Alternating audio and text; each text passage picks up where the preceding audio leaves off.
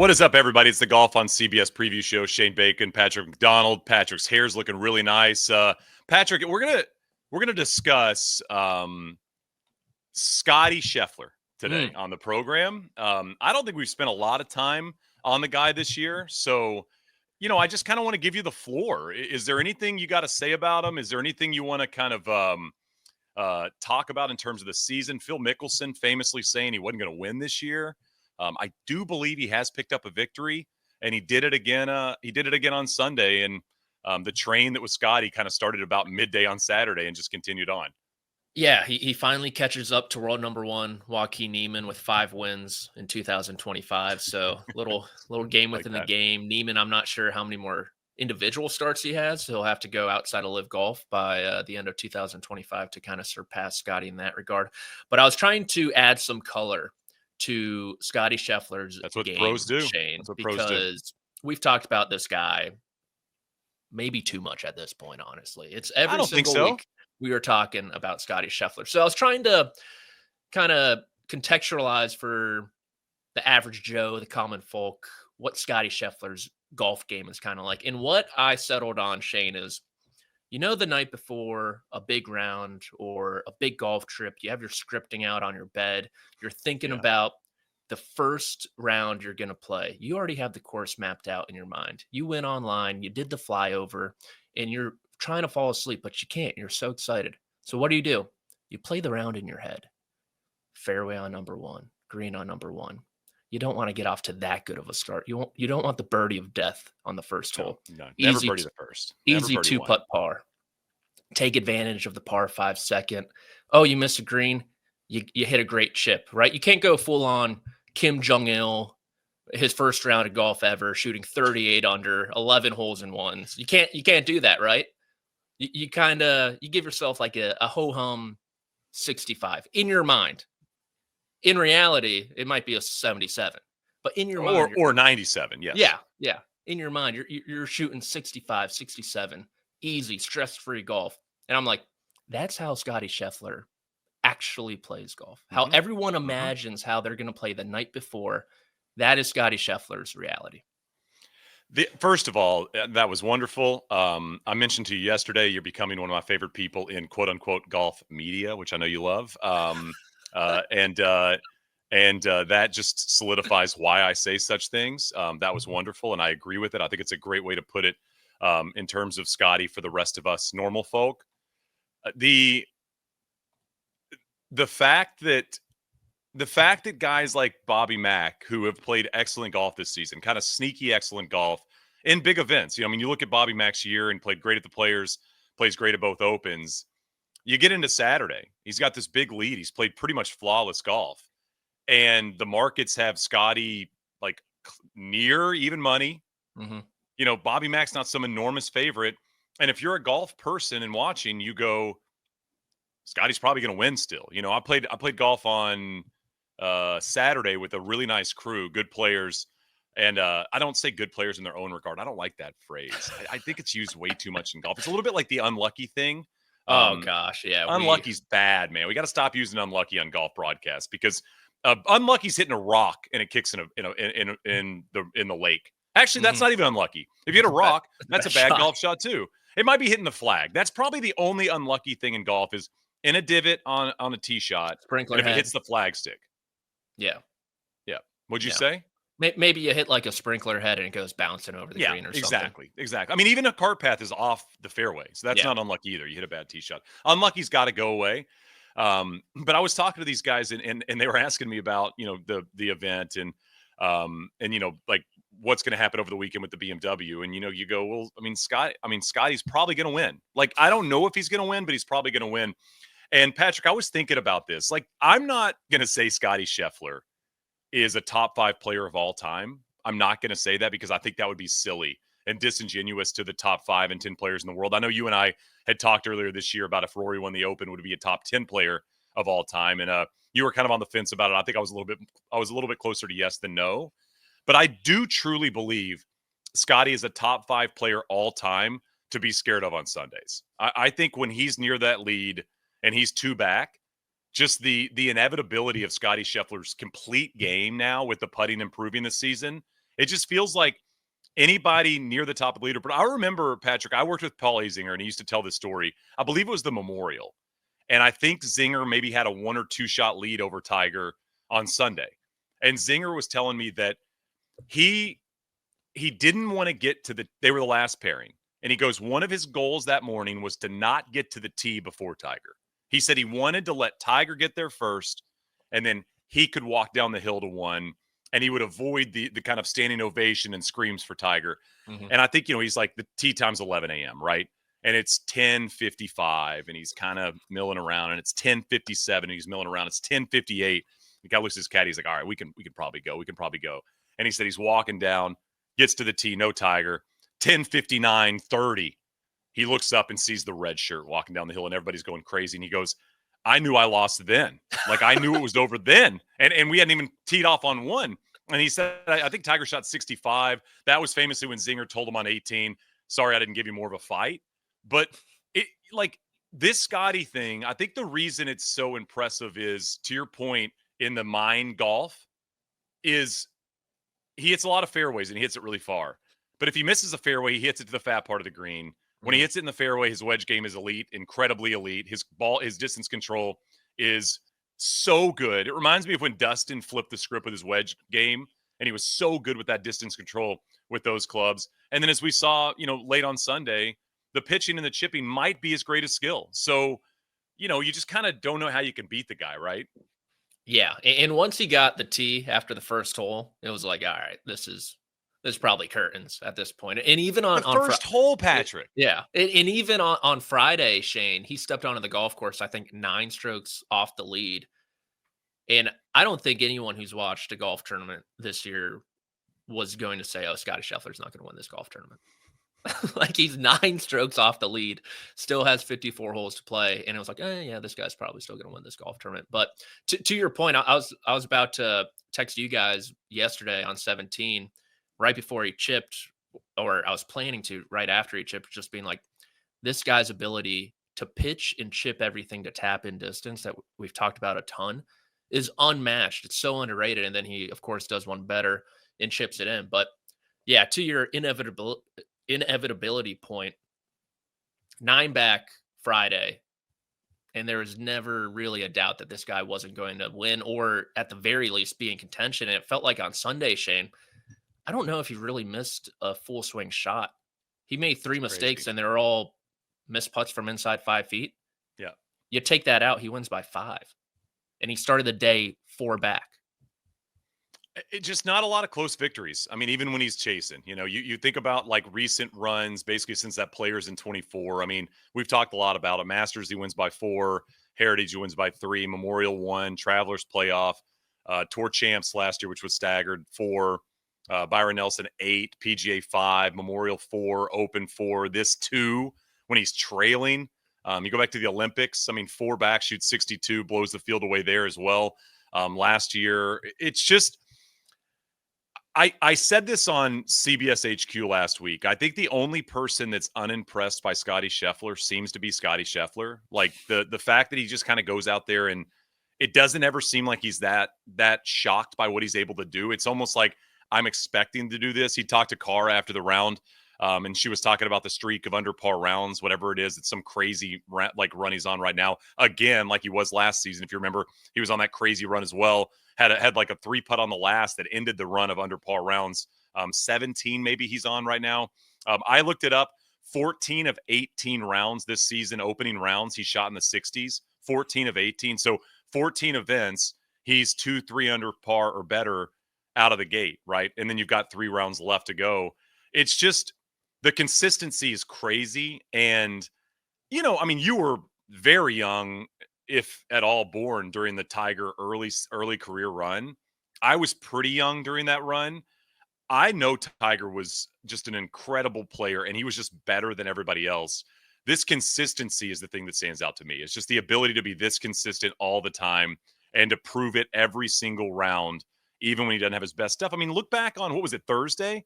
Birdies 3 of his last 4. He wasn't playing great, and he birdies 3 of his last 4. It's like that ability to, this round's okay.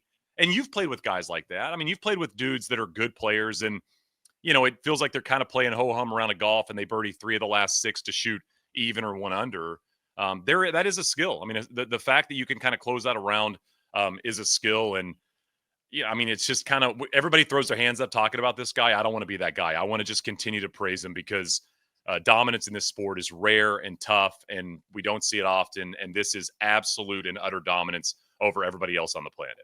Yeah, his ability to squeeze out just like everything out of the round at the very end is ridiculous. He does it seemingly every single Saturday as well too, where he has that little surge at the end to sneak up closer to the lead or extend his lead, whatever it may be. To your unimpressed point, you look at the chip on 17, he might have been the least excited person there. His caddy, of course, didn't even smile.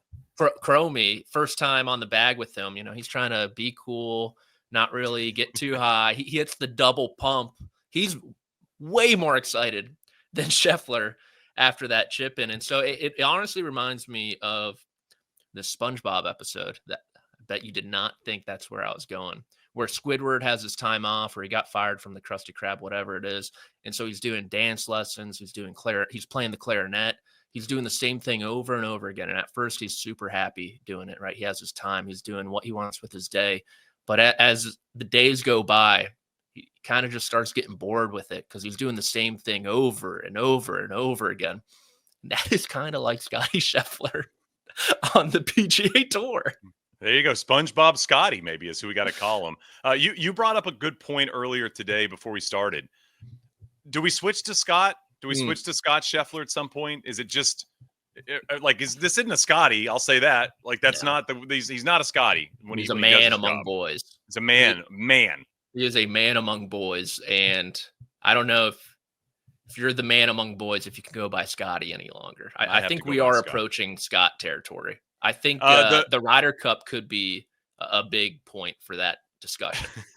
You got a lot of comps. I think it was Memorial pitch in from Tiger. You got a lot of those comps to that pitch in. Like you saw the one yesterday at the BMW from Scotty. I will say I love the fact that they whiffed the high five. I just think all the greats whiff the high five. Like, it's a big part of golf. Went in for the fist. Scott went high five.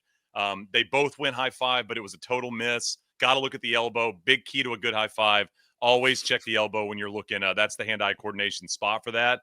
But again, we could do that in the offseason. Top 5 greatest whiffed high fives. And I think the list would be pretty elite. Handshakes, I really do. Handshakes are so bad. My rule on that. Wu and Schwartzel at the Masters one time. One of the worst. Yeah. He's not going to finish outside the top 5 this week at Eastlake, obviously. So top 25 every week this season, which is so wild to say. Only Tiger's done that. Tiger in 2020 starts. This will be 19, I believe, with a top 25 at Eastlake for Scotty. Rory in 2014, by the way, 17, which is crazy. You just kind of forget. Like, shout out Rory and the longevity. I mean, it's so hard to do it. I talk about it a lot with Phil Mickelson in his career, but Rory's done it like Phil has done it. The fact that he's just consistently doing it. Rory, by the way, could you look more checked out in pro golf right now than Rory looks on the golf course? he's just going, it's fine, whatever, man. Let's get through this stuff so I can focus on what we got to do for the Ryder Cup. But another week, another win, including the Olympics and the Hero, 14 wins, 3 majors, 6 signature events, gold medal. All the stats. I do want to flip over to the top 30. The players that made it to Eastlake. Yes. Producer Josh had a great segment here. Wait a second. This guy had a top 30 season, which I love. The all-stars of this, Patrick, Sungjae M had one top 20 since the Memorial. Incredible. And made Eastlake. How does that happen? Incredible. Top 5 Century, Farmers, and Masters. That was a long time ago. I think he might be the worst iron player on the PGA Tour. How is he? Which let me look this up very quickly. But could he call in the caddy to hit the iron shots? Like, he drives it. Do you think Willie Wilcox is a better iron player than might be right now? He might be right now. Okay, so he finished second to last, or currently second to last. Sungjae did second to last. He's ahead of only Will Chandler, losing almost a stroke per round. He's lost 76 strokes on approach this year. And Scottie Scheffler So both these guys in the Tour Championship, Scottie Scheffler has gained almost 83 strokes on approach this year. So simple Pair math them into here. par 3 contest next year. Let's 80, put them side by side. 83, 76. I like that you're. Scottie Scheffler has gained nearly 160 strokes on Sungjae Im with his iron play alone this season, and both players will be teeing it up this week at East Lake. I need Sungjae to win the Tour Championship just so we can bring this back up. That is really funny. Good job on that. That's a great stat. Oh my gosh, that is I have no idea. I guess Sungjae probably just played every single tournament like he normally does, but good for him. And then I would say one that is not on the list, and we were kind of going through worst case scenarios for the PGA Tour this weekend, potential winners. Jacob Bridgman. Yeah, I know. Like, imagine if during this Scotty run, Jacob Bridgman somehow wins the FedEx Cup. Wouldn't that be something? His name, and this is nothing to like. It's a great accomplishment that Bridgman has done this, right? Young guy, starting off his career. Kudos to him. Great season. His name would be on that trophy with Scotty, Rory, Tiger, Jacob Bridgman, the one-off. No starting strokes or anything weird with the FedEx Cup. I would love nothing more, Shane. What are your thoughts on I tweeted this out yesterday. We did the staggered start at the Tour Championship for a long time, but the way Scotty's playing, what are your thoughts on a reverse staggered start? Scotty has to start 10 over. Do you hate the idea or no? Well, if you think about it, he gets penalized for being great. He was 9 back with 54 like where does he finish? Where does he finish if he starts 10 over? Honestly, like does he finish top 10? He I think he would probably almost win, if not win still. I agree. That's where I'm at. Yeah, that's like where I kind of think it's like whatever he's got to do. I think is kind of where I'm at with it. You know, one of the other things I wanted to throw at you is obviously had a new caddy in this week. I kind of want to see Scotty just continually bring in more like another caddy with a little less caddy experience and see how far down we can go. You know, like who could we have on the bag that would hurt Scotty's chances of winning? Well, I feel like we've kind of seen that. You can go down all the way to a chaplain. Once you get to a chaplain, it's okay. This might start hurting Scottie Scheffler a little bit. Is it chaplain ahead of pastor or below pastor? Oh, it kind of feels below. I think so too. I think so too. Yeah. It does. So pastor may be a winner. Chaplain, correct. Not so much. Yes. And once we get to like cardinal, bishop, pope, I mean, Scheffler's winning, running away with those guys. No doubt about it. Another guy on the top 30. Wait a second. The guy had a top 30 season. Corey Connors, some injuries and all that, but 9 top 25s between Genesis and Memorial, 4 of those top 10s, top 20s at the 3 majors. So that was nice. But again, just never felt like we heard from Corey Connors that often this season. Kind of ball striking his way in. Anybody else on the list that you feel like is a bit surprising to see? I'll say this on the surprising side. I'm surprised Harry Hall is as low on the list as he is. I just feel like every time I've looked up, Harry Hall has been floating around the top of the leaderboard. Yeah, Ariel, aka the Silent H. I'm trying to make that one a thing. I don't know. I'm still, I'm feeling it, but I'm hoping it really catches on. The only guy to climb inside the top 30 this week too. There's all that movement, and then it was like, okay, Lucas Glover and Harry Hall. That's the only switcheroo. I'm pretty shocked too, Shane. But it kind of goes to show you gotta really make the most of your good starts. Like a Sungjae, like a Jacob Bridgman, who had Bridgman, like when he played well, it was top 5. Yep, exactly. And meanwhile, Harry Hall, it's been FedEx Cup points by a million T17s. You know, yeah, that makes sense. You know how Bill Simmons has always talked about, like if you had somebody on the sideline that was a fan of the other team, and the coaching staff asked that person, like, would you want us to go for it or kick, kind of thing. Okay. I wonder about Ari All, your boy, Silent H boy.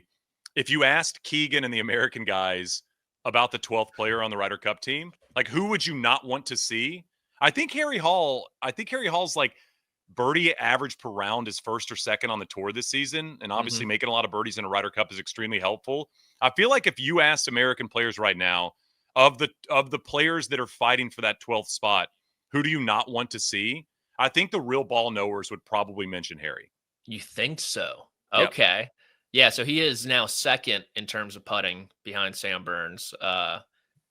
He's number 6 in terms of total strokes gained on the PGA Tour. I'm telling you, man, this guy's had a sneaky year. Dang, number 6. That's unbelievable. It's just hard when you wear that hat to scream dominance. Like, it's hard to be scary with that hat on. Let's be honest. Musso wants him to be on the Ryder Cup team just so he can see a European hat like that. Like, he's begging for it. Shout out. You know what? I got producer Josh, you got to pull up a Jesper Parnevik Ryder Cup picture, please. Just so we can get a look at the Ryder Cup flipped up Jesper hat when you get a sec. I think I think just because putting wise, he's never really out of it technically. Yeah. 12th spot, it's between the Højgaards and him pretty much, you could say. Yeah. I think that's probably right. Yeah. I love the discourse, don't get me wrong. I love the discourse, justice for Harry Hall, all that jazz. I don't know. I felt like it's just not going to happen. He doesn't scream fear at you. I got you. No, he doesn't. Fine. Yeah, which is weird because, like you said, he has the hat and some like really interesting facial hair too that is blonde. You don't really see that a ton, which I do appreciate. I do appreciate him trying to pull that off, but I don't really. Wow, that is sweet. That is so good. Jesper, man. I need that hat. Wow. I bet it's on eBay, and I bet it cost at least $200. Yeah, way too much money. I don't think people are afraid of the silent H. Okay. Some notable misses, top 30, and I thought this was very interesting. Brian Campbell, Ryan Fox both missed. Both had multiple wins this season. Again, you kind of go back to Jacob Bridgman and his season. I mean, Jacob Bridgman missed 9 cuts. You know, it wasn't like he made every cut and was gaining points all the time. And then you get somebody like, Brian Campbell and Ryan Fox. I mean, Brian Campbell's, we're talking about him, potentially in the mid-season to be on this Ryder Cup team, right? And it's like, it's like he didn't even make it to East Lake. It's just crazy. Wait, hold up. We got to back up here. Did we bring up Brian Campbell in a Ryder Cup discussion? Listen. When we do this show every week. I was getting heat on Twitter on Sunday when Daniel Berger WD'd. Someone goes, thank God those 2 CBS people will stop talking about Berger on the Ryder Cup. And someone goes, I don't think they've said anything since May. And they're like, why don't you ask those 2 clowns? And I got tagged in it. Nice, there you go. But if we brought up Brian Campbell, that is worthy of the clown emoji. Okay. I don't think you know what? We might have to scour through. We've said a lot of names that are going to make this Ryder Cup team over the last 3 or 4 months. But you win twice and don't make it to East Lake. Just kind of says a lot about that kind of flash moments. But 2 wins is wild. Winning once and obviously not make it is normal. But Campbell had no other top 30 outside the 2 victories, which is pretty sick. He's the new age Jim Herman. Unlike Fox, who won an opposite field event, so you can give him a little bit of grace because you don't get as much juice for the squeeze there. Brian Campbell, 2 normal events, not in East Lake. Crazy. Xander not there. Missed the Tour Championship first time since 2016. He always plays well there. I think Xander probably heard the news mid-season of the change with the staggered start, which he's probably been affected by the most, and went, finally, I can win this thing. And now he's not even in the field, which is crazy. Yeah, that's a big time bummer. The 1 year everyone starts from 0 is the 1 year he does not make the Tour Championship. I thought it was pretty interesting when he said after his round how he's like, I'm just going to shut it down until the Pro Tour pretty much, which he's like, not even going to look at my clubs, going to hang out. He when people ask Xander what he's going to do, it's the same answer every single time. He's like, I'm just going to hang out, chill with my dogs. Yeah. I think Xander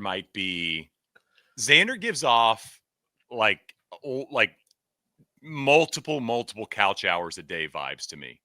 Oh, like Xander could be, I think Xander's one of those guys, like big lounger. Probably has a really nice house. He's probably got a really nice couch. And I'm going to imagine he's got a very big television. And I could see Xander being a guy that's like, oh, wow, I Uber Eats 11 meals in a row. Like he might Uber eat Starbucks. I just feel like he's like the chilling at that. I'm not doing a ton, man. Just going to relax. oversized hoodie, like snaps out of it. He goes, I haven't seen the sun in 7 days. No, I haven't showered since Yeah. Wednesday. Like it's Saturday. I need to Yeah, shower. the milk in his coffee is like curdling a little bit. That one's from Monday. It's Friday now. He's like, oh gosh, I gotta figure this out. No, wait till you have kids and you get hit with the bottle that you need to clean and you haven't realized it's been sitting there for 2 days. That's one of the great parenting moments when you're like, oh. I will say we need to do this at some point. I know we graded major seasons. There have been a lot of disappointing seasons from big names. I think Xander probably tops the list. Obviously, we could go into some of the LIV guys as well, like Brooks and people like that. But in terms of coming off the season last year into the season this year, and obviously the injury didn't help, but this is like captain lost year for Xander Schauffele if there ever was one. Yeah, totally just sucks. Like you mentioned, you've been all over it when you're at the top of your game and you experience just a forgotten year. Like you don't get those back in your prime. No. And I'm interested to see what he does at the Ryder Cup too. And if he can kind of find something that he can kind of put a feather in his cap in and be like, okay, this was a successful year. I grabbed 4 points for Team USA. I can be happy with that. So the year Rory played Whistling Straits, if I remember correctly, and you might know this better, Josh, you might be able to pull up his year that year. But if I remember correctly, I don't feel like Rory had a great season that year. The Whistling Straits Ryder Cup year went into that Ryder Cup. I don't think he'd been playing like Rory level golf, and then obviously had a disappointing Ryder Cup. I'm starting to kind of get those vibes from Xander at this Ryder Cup. He's one of the quote unquote best players on the American team. I could see going out with Cantlay, playing with Patrick all the time. I could see a pretty if the Americans lose, I could see some like 1-3 or some situation like that for Xander, and it really being kind of kicking the teeth again, kind of completing the season. Now on the other side, I mean, he could go out there and play some great golf and kind of save the year. But again, Rory's year that year, I mean, could you make the font smaller, Josh? Is that possible? Could you make it even just a little bit smaller? Just if you could make it where it's just dots, like if like it's like a girl on her bachelorette party's Instagram stories would be awesome. I think the greens are top 10s, so there are some top 10s in there. But what is it? One at Quail Hollow too. Okay, 21. Yeah, but yeah, I don't think it was a great year, right? I mean, is that one victory for the whole season? So. It is. And I think no, you're right. In 2021, that is he was at 1.66 total strokes gained, and that is like the worst season since 2013. Yeah. So again, I think there's some comps there. I think the comp with Xander this year and maybe Rory in the breakdown kind of post run interview thing, I think we could see a little bit of that. Hopefully we don't. I mean, I'd like to see Xander play some good golf, but when you're playing really bad golf and then you put the clubs away for 3 weeks and then go, it's fine, I'll just figure it out when we get to Napa. That place just like that page. We'll see how it goes. Anybody else on the top 30 thing before we flip over to LIV? Bummer for Ricky, obviously. Yeah, I think Xander's obviously the very big one, but Ricky being inside the top 30 and then falling out with just throwing up all over himself down the stretch was a bit of a bummer. Yeah, shocking too. I got to say, does not really describe the career. Straight into an interview as well. The interview timing, that was tough, man. You get the one question, then you get the second question where Cara was trying to save it with the, you made a great push or whatever. Thank you so much. And then Ricky gives the full on answer as they're going out to Scottie highlights. Yeah. It was, come on, Ricky, you know media better than that. Cara was trying to shut you down, man. The question was, so talk about Scottie's chip on 17. Yeah. And what even about him? And he's like, yeah, and then also Ricky, come on. He was like, yeah, he's pretty good. It's like, come on, dude, give us something else here. That was not his best moment. Shout out Cara. She was trying her hardest there to get him to say something, anything, and he simply would not. LIV Golf wrapped up. Is this the end of the year? Yes. I just don't pay any attention to LIV. Is this the end of it? I was going to quiz you with who's in the drop zone and whatnot, but I put them in the outline. This is the end of the individual season, Shane. We are now moving on to the LIV Golf Team Championship there in Michigan. Is that the last event, the team part? Yes, last event. So there's one event left. Correct. The Okay. individual race is now done. Jon Rahm, final round 60 there in Indy to force a playoff with Munoz. He falls in the playoff. I believe he had like 5 runner-up finishes this year, but he wins his second straight individual title over Joaquin Niemann, who won almost half of the events with 5, which I feel like kind of just is a vintage Joaquin Niemann stat almost. So Sebastian Munoz made a double and shot 59. What was this golf course? What was this golf course they were playing? I think it was a Pete Dye design, Chatham Hills, perhaps. Okay. But I'll say this about LIV Golf and well, you can say what you texted us yesterday too. Their sub 60 stuff. I mean, there's plenty to go around, but I will say they're flaunting how Munoz just shot like the first sub 60 round with a double bogey on any. I believe the quote was Elite Tour by the golf editor Mike McAllister, who runs the editorial thing. But I'll say they kind of dampen the sub 60 round thing when your head says, I will give $54 million to someone if they shoot 54. Like, that's what I'm waiting for on LIV. And they have come close. Like, Bryson shot 58. Munoz, who knows, maybe could have shot 54. But when Yasser said that, wake me up when someone shoots 54. Okay. I will do so. Yeah, Sebastian in that first round made double on 5.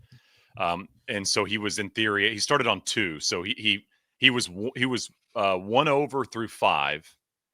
He birdied 6, 7, 8, 9, 10, 11, 12, 13, made par on 14, birdied 15, 16, 17, 18, and 1. So he made double on 5 and then birdied every hole but 1 on his way in to shoot 59. That is insane. Again, this is those reminders. Sometimes I got to remind people, you got the buddy at your club that's really good. You play with him the other day. He shoots 65. He shoots 66. Qualifies for the mid-am, all that stuff. Like, pro golf is like, the gap is just, you don't even understand the gap. I mean, the fact that these guys, I played with a guy in a mini tour event years ago. I think I've told you this story. He made about a 20-footer on the last end of practice round, and I wasn't paying any attention, and he shot 59.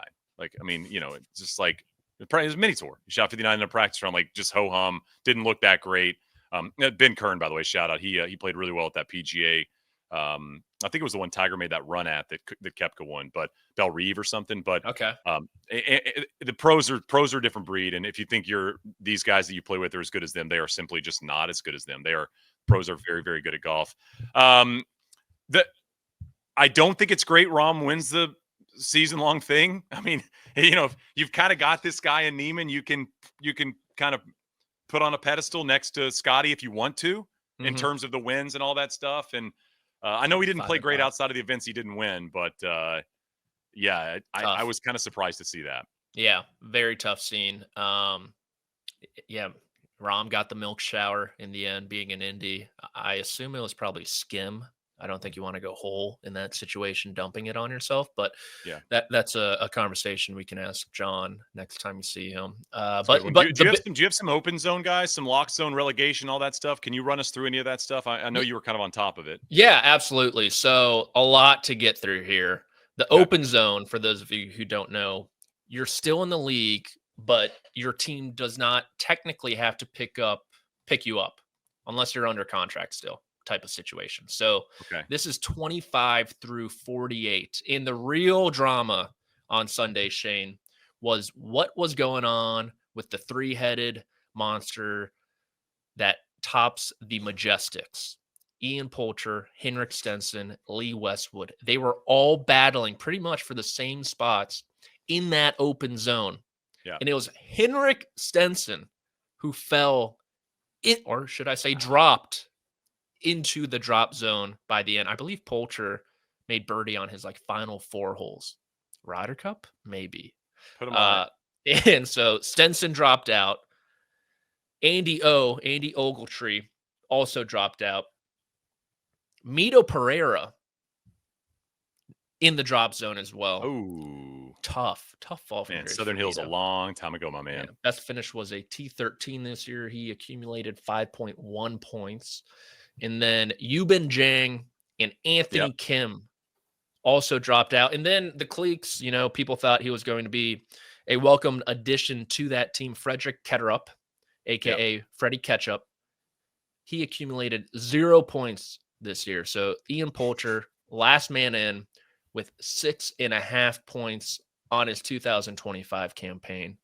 He is back to spearheading the Majestics. Listen, I appreciate that. I think you made up half those names, which I don't think anybody's going to fact check. And that's LIV Golf right there. There you go. So I guess they have to go through the promotions event, which they have to do. I'm actually interested, Shane, to see if these European guys, Stenson, for example, if he just pays his DP World Tour fines and tries to, rejoin that league or something like that, and he's got equity on the LIV team, which all the money's there, and then you get to play a DP World Tour. I wonder if there's something there. You know what I think LIV could have done is just made this a little more complicated. Like it just does, like you going through all that. It just, it's so seamless and it's not complicated at all. And, relegation, lock zone, drop zone, individual team. Like if they could have just added more words, I think there was a few more words they could have put in it. Yeah, I'm not going to lie. When I was scrolling through this, I thought Brian Campbell was on. I was like, what the hell is going on here? It was Ben Campbell. Range Goats. Got to figure out, they had 3 guys in the open zone. The one guy not actually Bubba Watson, who technically, if they played under this year's rules, wouldn't even be in the league because he was in the drop zone, used a quote unquote like business case to be back on the Range Goats, and he was in the lock zone this year. But some guys, other notables in the open zone to keep an eye on during free agency. Terrell Hatton's in the open zone. Which how is that? Number 26 on the year. So good in majors. He just doesn't play well at LIV. He plays well everywhere else, right? Yeah, he had 3 top 6 finishes. He had the win in Europe too at the beginning of his year also. So just like playing well, not on LIV. Brooks Koepka, number 31. Best finish was a runner-up. Outside of that, he had one other top 10. Who else do we have here? Keimer, captain of the Cleats, of course. Yep. Kevin Na, captain of the Ironheads. For sure, yep. And so I would say those are kind of the notables who are in the open zone as well. Patrick, would it surprise you if, like, in 2 weeks there was a story that came out that Koepka, when he went to LIV events, just used rentals? Would that surprise you? Like, he's like, I'm not even flying with my golf clubs. I'm just using rentals at all these courses. Like, whatever the head pro uses, that's what I'm just taking out. Would that shock you? I don't know if it would shock me. Yeah. I don't think it would, but I think Brooks is getting fed up with this play. I will say that. He takes pride in himself. I will say the final guy in the lock zone, Shane, our fellow left-hander with 55.97 points on the year, Phil Mickelson, number 24. Phil the Thrill in the lock zone. Good for him. Good on that. Good for Is that Phil. all you got? Is that all you got on LIV? You got anything else? I will. Do you have a team? Have you adopted a team or anything? No. Okay. No. Fair. I'm interested to see what my Rippers do with Matt Jones this offseason. Okay. There you go. That's the one I'm looking at though. Yeah, I think that's enough LIV Golf. That's a lot of stuff that were said, and I think we can move from the natural progression. One team to another is to the Ryder Cup. We got auto qualifiers. We got more auto qualifiers on the U.S. side, which is exciting. Harris English, Xander, Scottie, Bryson, Russ Henley. Those are some names that are automatically qualified on Keegan Bradley's team. Some of the players that are going to need a captain's pick. You got obviously JT, you got Morikawa, Ben G, Keegan himself, Cam Young, your boy, Pat Cantlay, Maverick McNeely, interesting name there, I think. Chris Goddard, or Sam some Burns. kind of the names. Sam Burns, Jay Spieth, which I don't think is going to get picked. I just don't see it at this point. But who the heck knows? Does it feel like the American team is just all over the place to you?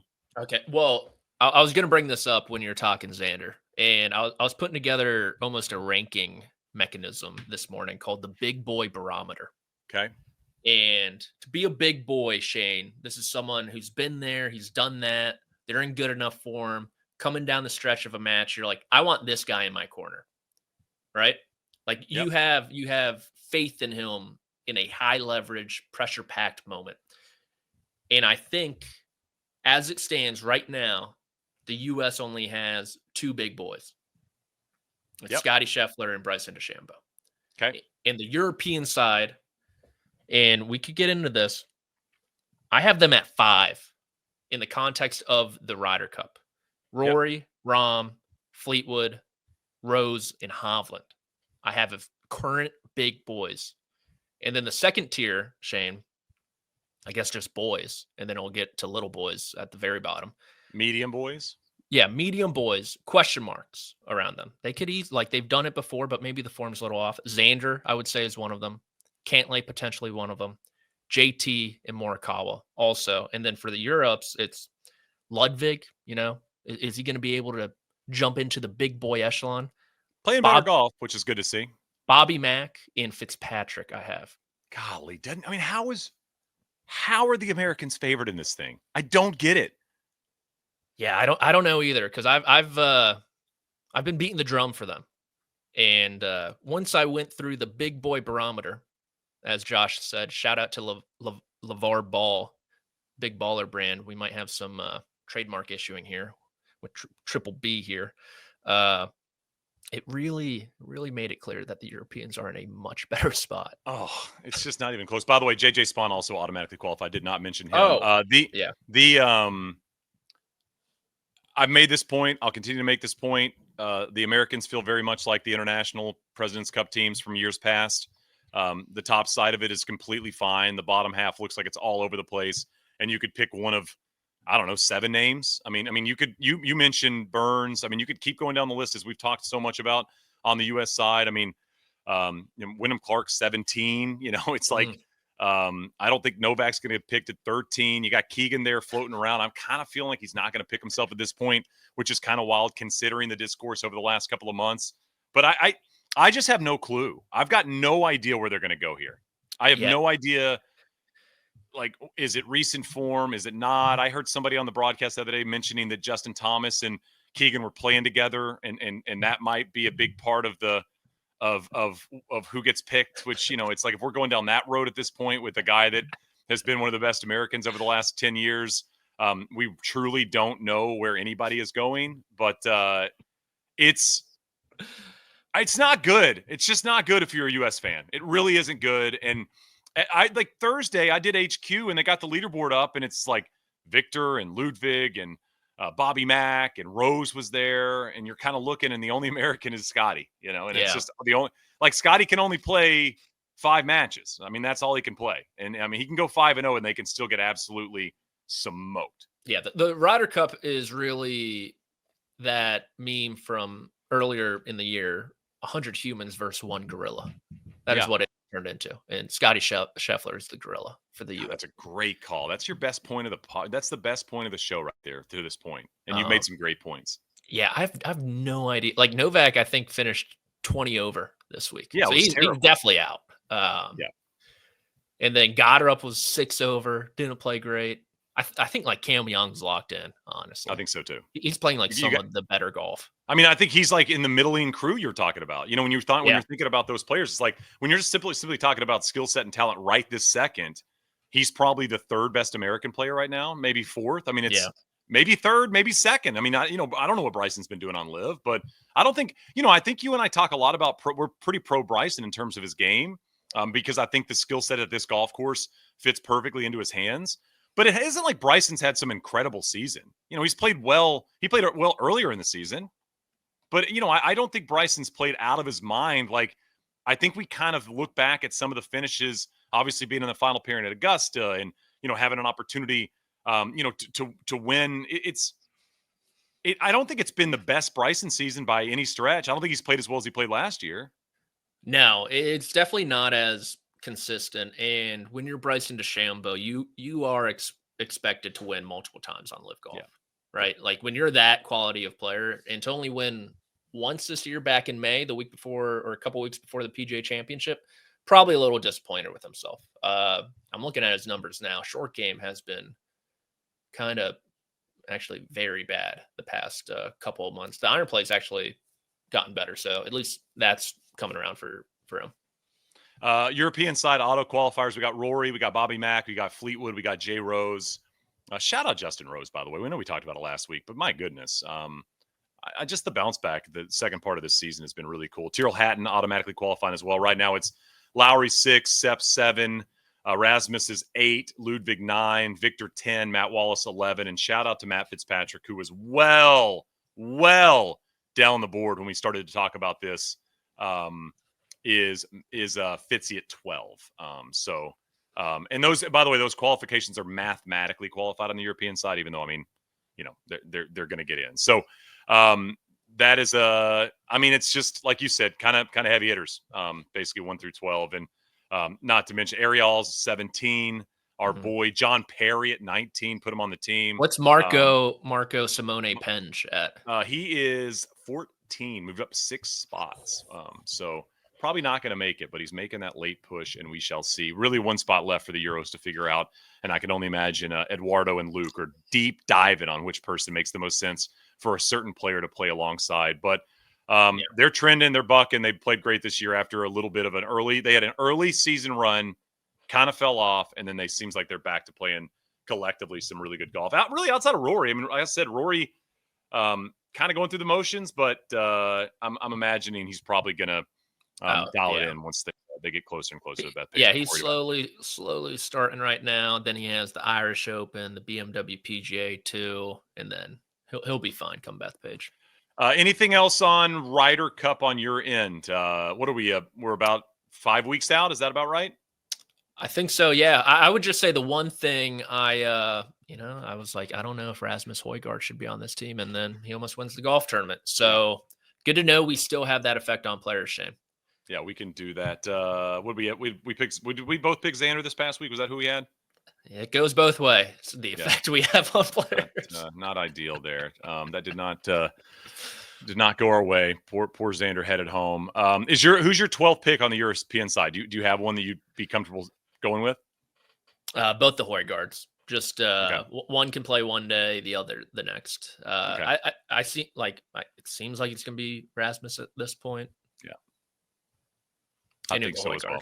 I think it's going to be Rasmus as well.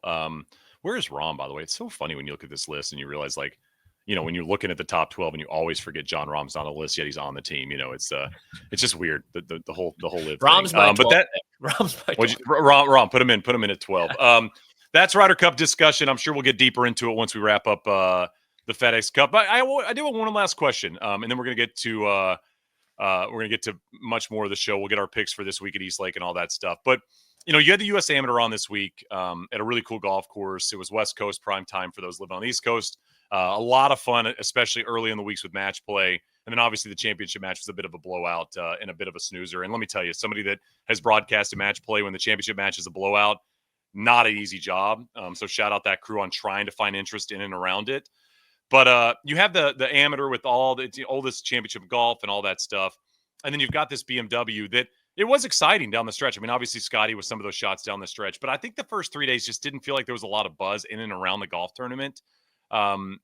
Is there anything we can do around these playoffs to make them more interesting? Is it some of the stuff we've thrown out here on the show before, moving it around the schedule, trying to find something more interesting, go into match play? Is there anything in your mind that could give this more buzz than exists now?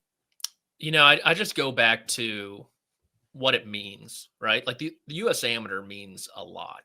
It means the most. Yeah. Like you said, a ton of history. You get in the U.S. Open, you get in the Masters as well. Mason Howell played his way onto the Walker Cup team also at Cypress Point this year in a couple weeks' time. Like that is unreal stuff. Third youngest, I think, to win the U.S. Am. And then you juxtapose that with the FedEx Cup playoffs, which has just been more or less a money grab for the last 2 decades. So how you add meaning to that, I really don't know. Like, sure, you could change the format, but that doesn't really add meaning, I would say. Yeah. So I don't know how they go about it. I think it's a great point that you bring up in terms of the meaning of it, because when you think about the FedEx Cup, and they've been around for a long time now. I mean, you're going back to what, 19 years. Yeah. I mean, it's been around for a very long time. And I feel like anybody that's been in the golf media has thrown out ideas and tried to come up with something to make it slightly more interesting. And it just isn't more interesting because of what you said. I mean, you think about the Olympics, 2 Olympics around, And there's extreme meaning because the Olympics mean something, right? It doesn't matter that golf wasn't involved in the Olympics. It's the fact that the Olympics as a whole is the oldest and most important sporting thing we have in our world. So the meaning matters, and it goes back to the majors. It goes back to the players, right? I mean, winning the players matters. And I mean, I think that's something I've flipped a little bit on. I'm not saying the players should be a major necessarily, but I'm not actually not that opposed to it being a major because it has such extreme meaning in our sport. You know, you think about the people that have won it, the golf course, it just feels elevated. It feels more important. And unfortunately, these things just don't. I mean, they're big fields and there's a lot of money, but outside of that, how is this any different than winning? It's honestly less than winning the Memorial to me, winning the BMW. Yeah, that's such a good point comparing it to the Olympics. There's been 3 Olympics with golf in it, and it far and away has much more meaning than the FedEx Cup playoffs. Yeah, I would say, I don't know who said it, but someone once said that the players should count as half a major on people's resumes, and it just makes all the sense in the world to me. It's like, oh, Ricky, half a major? Okay. I mean, and you know what? Ricky's kind of felt like a player that deserves half a major. I mean, Exactly. he's been around a lot. He had that season where he finished top 5 in all 4 majors. Like, Ricky's probably a player that deserves half a major. I mean, you could go down the list. I mean, look at some of these other players outside of the big boys that have won the players, and you think about Jason Day, 1.5. Okay, yeah, I can see it. 100%. I mean, Kuchar kind of feels like a half major guy, right? Mm-hmm. Keimer kind of feels like a guy that should have 2.5, right? I mean, maybe not Tim Clark, but Stinson, Sergio. Yeah. You know, Adam Scott. I mean, you're thinking about these players that probably their careers are more than a major, but they haven't won 2. So yeah, it's interesting. I mean, it's an interesting point, and I would love the wiki to get into that and get into half majors. But the Ryder Cup coming up, we got East Lake picks coming up, and plenty more to the program. We've talked a lot of golf, man. I mean, we've hit it all. We've hit all of it. We'll hit more in a minute. All right, it is 5 minutes with our guy, Justin Ray. Jay Ray, we were getting time zones mixed up. You're the stats guy. You should be dialed on time zones, so I'm disappointed considering you're so good at the numbers. But here we are, and I got a sense you're going to be throwing a lot of Scottie Scheffler at us. Yeah, I mean, why not just go back to the well here and talk about the most dominant figure in the sport at this moment? I was looking at number of wins in the season, right? So Scottie got his 5th win of the year yesterday at the BMW. Back-to-back seasons with at least 5 wins. There's only 2 guys in the last 40 years who've done it. Scottie Scheffler, and then, of course, Tiger Woods did it 6 different instances. So that it's a hilarious list of just 99 to 2000, 2001, 102. So these are like really Tiger stats, not Scottie stats, you know? I've told you guys before, like, I don't try to make it a Tiger Woods, celebratory thing, but, basically anytime you come up with some crazy superlative, he's the standard. Now, my second statistic, though, does not involve Tiger Woods, surprisingly. Scottie now has finished 8th or better in 13 consecutive PGA Tour starts. Tiger Woods never did that in his career. His longest such streak was 11 in a row. The last player to have 13 top 8 finishes, a weird number, but that's what Scottie's done, top 8 finishes in a row, Tom Weiskopf in 1973. Sure. Tiger washed. Is that what we're saying here? I'm going through, there was a lot of like T9s and like a rogue T11, and it's an obscure fact, but it just gives you a little bit more context on the kind of run Scottie's on. And I've got one more Scottie Scheffler superlative. So obviously the 3 major championships he's won over the last 2 seasons. Couple that with the 12 PGA Tour wins now over the last 2 years.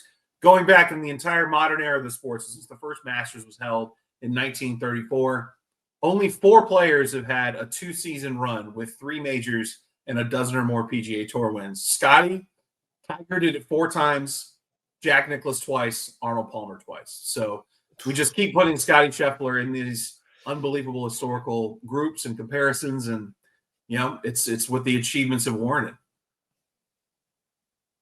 I got nothing. Speechless. Yeah, literally. I mean, it's just, it's like we talked about it off the top of the show, Justin. It's like, you just can't believe that it just keeps happening, and it just looks so easy for the guy. It just does not look like it's that tough for him. Patrick got a great comp to like the way you play around in your mind to before you go on a golf trip. And it's like, but he does that in real life. It's just a fairway green, make the putt, miss the green, chip it to 2 feet, make the par, go to the par 5, birdie every par 5. Well, really, Sunday, I felt like there were more of those big moments for Scottie than you normally see, where it's like the line I was like, that was a really good shot. That's kind of like we just say over and over again for Scottie, but with the chip in yesterday, when Bobby Mack puts it to 8 feet, and then Scottie hits the unbelievable shot from the bunker that gets to 7.5. Just drop it right on his head. There were a few moments like that. It doesn't feel like we have a ton of those when Scottie is this dominant. Like, it didn't feel like we had a ton of those at Portrush, but it's just mind-numbing, consistent greatness. And I wouldn't be surprised, of course, if he wins at East Lake. J-Ray, does he make your job easier or harder? Oh, good question. I would say easier when you get into the big time historic superlatives. Like, I'll give you a comp. Like, I do a lot of work with the LPGA, and last year when Nelly was rattling on, winning all these tournaments in a row, and you get to dive into these really interesting historic things, it was really, I found that to be really intriguing and honestly a little bit easier. Whereas this year we literally have not had a repeat winner on the LPGA tour. That becomes a little bit more difficult, I think, because you're trying to contextualize something that's, you don't have a great narrative to follow, right? So I think Scottie makes it a little bit easier, I'd say, because look, I'll give you an example. I've had half the article written for The Athletic before he teed off the final round of Royal Portrush, because the gamer's done. It's not going to change the numbers. all historic stuff if he wins. So what deadline? Let's go ahead and I'll get 800 words of that knocked out at 9 o'clock in the morning, and then that's really funny. And then he just follows through and gets it done. So. Jay Ray is the Scottie Scheffler of his position in this great game. We always appreciate the time, my man. We will check back with you next week post East Lake when we're talking about win number 6 for Mr. Scottie Scheffler. Thanks, boys. All right, Patrick. Last event of this season, the Tour Championship, the FedEx Cup finale, 30 players, so many big names. Bridgman's in the field. Your boy Ariel's in the field. And some other big names as well. Xander, unfortunately, not in the field at a golf course he loves. Who do you have as 3 names that can win this week of the 30? Jacob, I'm not a Bridgman. I'm a bridge man. He is not on my 3 to win this week. I'm going with a 3-pack of Georgia Bulldogs. Oh, okay. This week, Shane. Got to get their good play in before the college football season begins. Russell Henley, Harris English, and who was the 3rd Georgia Bulldog? Brian Harmon was on that list. Those are my 3 can win. Mine's a little chalky. I don't normally go chalky on these, but I got Scottie because he's Scottie. Yes. I have Rory because it's East Lake. I got Mav McNeely as my 3rd pick there and on the can't win list. My can't win list. I got Henley on my can't win list, by the way, along with Tommy. Feels like got to be a bit exhausted after this run. Played well on Thursday and then just didn't. God, he was missing those little 4-footers like he was doing in the middle of the season. Did you see that? He was missing some bunnies last week. And I got Jay Rose, basically on that European team. I think the burnout could start right now for some of these guys because they probably all feel like they need a break. And I just could see Rose going through the motions for 4 days here in a very hot Atlanta. Have we looked at the weather? Is it going to be like 100 every day kind of thing? I think someone told me thunderstorms potentially. Some weather might be thrown in. But Hurricane Aaron, veered right back into the Atlantic. Yeah. We dodged that here in the Southeast. That's nice. Who's your pick? My pick is going to should be Scottie Scheffler, but it's going to be Russell Henley. That's kind of the mantra I live by. I'm going to go Mav McNeely. I got Mav McNeely winning this thing. And then again, now just making it even more complicated for Keegan. You got to take him if he wins. Got to take him. And my sleeper's our boy. Talked a lot about him on this show. Harry Hall is my sleeper this week at East Lake with that hat on. Go get you a trophy, my man. It would be great if Harry Hall won this thing. Be fantastic. His name on that silver crystal too. Ooh, you got to love that.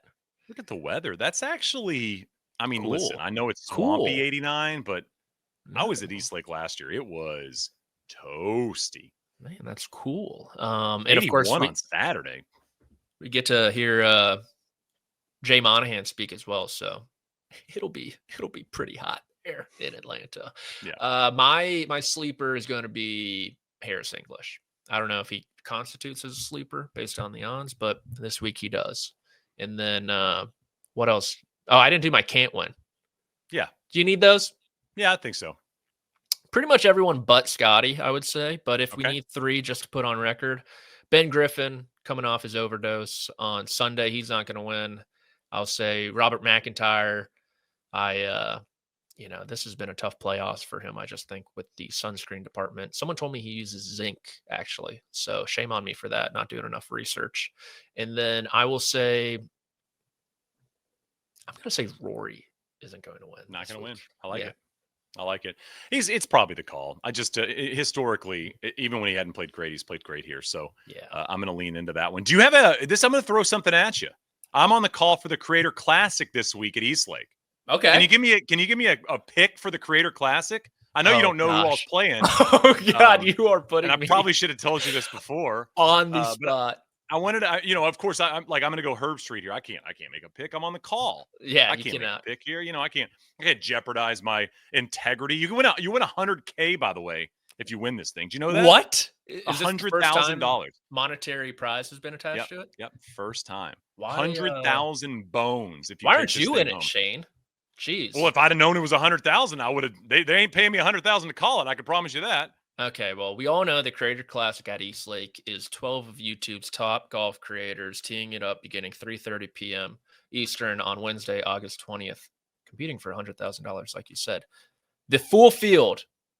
I know your boy Solly is going to be up there after a nice performance there at Sawgrass, but I cannot look past Roger Steele. Can't look. Wow, that guy. He played great here last year. That guy moves the golf ball. Oh my gosh. Moves the golf ball. And I love his get up too on the golf course. Like he has a good sense of fashion. So yeah, I think he's gonna take. Oh, Dalkey though. Yeah, that's. Dang, is this field better than the? No, shut up. Man, Roger Steele, official pick. All right, I'll say this about Dalkey, man. We were covering the AM the year he was runner-up. He was so cool, and his family was so cool. I fell in love with those guys. I remember Dalkey. So when you're doing the amateur, when you're doing amateur coverage, you're kind of eating lunch with the players, and it's once it kind of goes down to 8 and 4 and 2. The lunchroom's not very busy, so you could go up and talk to the players, and they're always cool about it or whatever. And I remember Dalkey was so cool during the whole entire process. And the next year he played the Masters, missed the cut. And I was walking around Augusta on Saturday, and I see him I don't know if he had an alcoholic beverage drink in his hand. He had a drink in his hand, just out watching the golf. And I was like, dude, this guy is exactly what I'd be if I, played in the Masters and missed the cut. I'd still be out there, soaking it all in and enjoying it. So kudos to our guy Dalkey on the continued success in the YouTube space. And he's probably the odds-on pick here. But yeah, give me Dalkey Steele playoff. That'd be good. I'll tell you this right now. That'd be ball speed mania because they can both move it. But that's that. This is the Tour Championship preview as we get set for Eastlake. 30 players, Creator Classic on Wednesday. I'll be on the call. We'll be back with you guys next week to wrap it and to look ahead at whatever is left in the Tour season. Patrick, always appreciate the time.